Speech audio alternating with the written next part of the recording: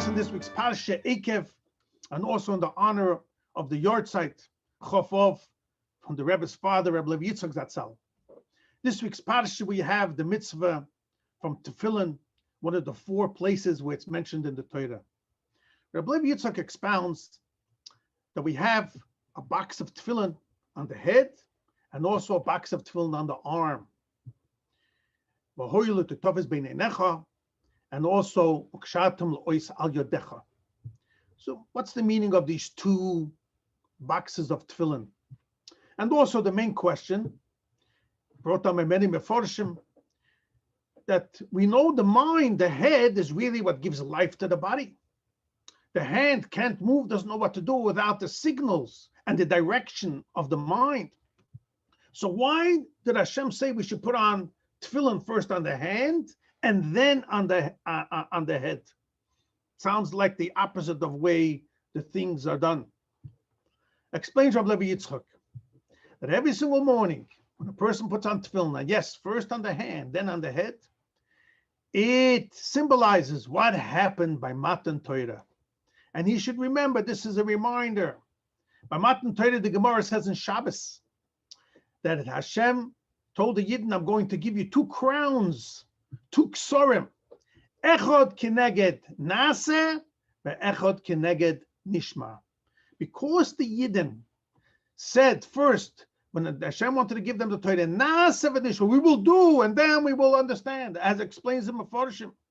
If they would have said nishma first, it would have been understood, yes, we will do, and also we will hear and do, but only those things that we understand. So Nishma symbolizes the understanding, the Bina. Naaseh symbolizes pure faith and acceptance of Hashem's will, doing the mitzvahs Naaseh. Then Hashem said, oh, now I see you're ready to do the Naaseh, the doing, even beyond your understanding. Then I see it's a real deep connection. So now you're going to have both ksorim, both crowns, one for the Naaseh, for the doing, and also for the Nishma, for the understanding. Now Naaseh comes first because that is the Kabbalah soil. A person accepts Hashem's will, the Ratzon HaElyon, whether we understand or not. That's Naaseh that comes first. And then we have the Nishma.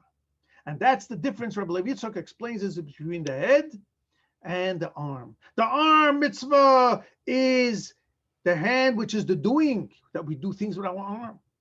And we put that on first to symbolize, yes, we're ready to do, just like we had the Matan Torah, the Naaseh.